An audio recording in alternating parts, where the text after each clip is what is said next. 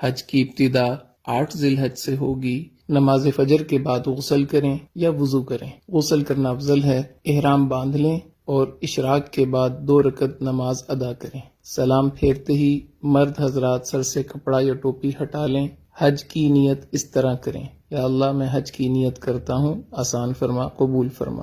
مرد اونچی آواز سے اور خواتین آہستہ آواز سے تلبیہ پڑھیں۔ اب آپ پر احرام کی پابندیاں شروع ہو چکی ہیں۔ احرام کی حالت میں تلبیہ پڑھتے ہوئے مینا پہنچنا ہے۔ آج کا دن مینا میں گزارنا ہے۔ ظہر، عصر، مغرب اور عشاء کی نمازیں مینا میں ادا کریں۔ ذکر، اذکار اور دعا کی کثرت سے اپنا وقت قیمتی بنائیں۔ لوگوں کے ساتھ خوش اخلاقی کے ساتھ رہیں، خدمت کے ساتھ وقت گزاریں، کثرت سے تلبیہ پڑھیں، دعاؤں کا خوب اہتمام کریں، قرآن پاک کی تلاوت کریں، رات مینا میں قیام کریں۔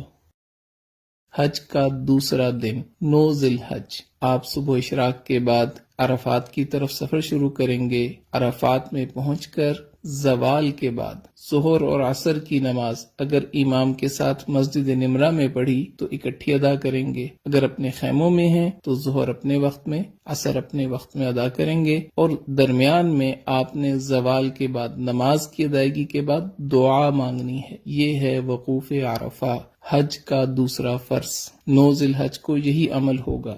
مغرب تک عرفات میں قیام کریں۔ مغرب کے بعد، مغرب سے پہلے نہیں آنا، مغرب کے بعد آپ مزدلفہ کی طرف آ جائیں گے۔ مزدلفہ میں عشاء کے وقت مغرب اور عشاء کی نماز ایک اذان اور ایک اقامت کے ساتھ ادا کرنی ہے۔ اس کے بعد آپ 70 کنکریاں اکٹھی کر کے اپنے پاس رکھیں۔ اب آپ نے رات وہاں قیام کرنا ہے۔ 10 ذی الحج، حج کا تیسرا دن، اور آپ اس وقت مزدلفہ کے میدان میں ہیں۔ فجر کی نماز ادا کرنے کے بعد وقوف مزدلفہ یعنی مزدلفہ کے میدان میں کھڑے ہو کے دعا مانگنا یہ حج کا پہلا واجب ہے۔ اس کے بعد آپ جب سورج تھوڑا طلوع ہو جائے تو رمی کے لیے منا کی طرف چلیں گے۔ یاد رکھ لیں 10 ذی الحج آج آپ نے 5 واجب پورے کرنے ہیں، ایک فرض کی آخری ادائیگی کرنی ہے۔ پہلا واجب وقوف مزدلفہ ادا ہو گیا۔ دوسرے واجب کی طرف آپ جا رہے ہیں، شیطان کو پتھر مارنے۔ مینا میں آج صرف بڑے جمرہ کو 7 کنکریاں مارنی ہیں۔ اس کے بعد آپ قربانی کا جانور ذبح کریں، یہ تیسرا واجب پورا ہو گیا۔ اس کے بعد آپ اپنے سر کے بال منڈوا لیں، یہ چوتھا واجب پورا ہو گیا۔ اب آپ احرام کھول سکتے ہیں اور عام لباس پہن سکتے ہیں۔ اس کے بعد آپ طواف زیارت کے لیے مکہ مکرمہ بیت اللہ کی طرف سفر شروع کریں۔ بیت اللہ پہنچ کر طواف کریں، یہ آپ کا طواف زیارت ہے۔ حج کا تیسرا فرض، حج کے تینوں فرض مکمل ہو گئے۔ اس کے بعد آپ نے سعی کرنی ہے، سعی حج کا 5واں واجب، یہ بھی پورا ہو گیا۔ اب آپ واپس رات کو مینا میں آ جائیں، مکہ مکرمہ میں قیام نہ کریں۔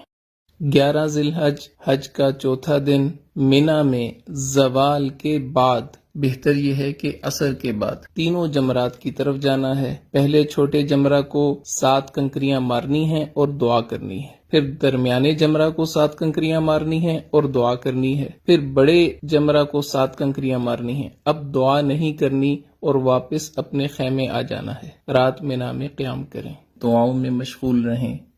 حج کا 5واں دن، 12 ذی الحج، مینا میں زوال کے بعد تینوں جمرات کی طرف جانا ہے۔ پہلے چھوٹے جمرہ کو 7 کنکریاں مارنی ہیں اور دعا کرنی ہے، پھر درمیانے جمرہ کو 7 کنکریاں مارنی ہیں اور دعا کرنی ہے، پھر بڑے جمرہ کو 7 کنکریاں مارنی ہیں اور دعا نہیں کرنی۔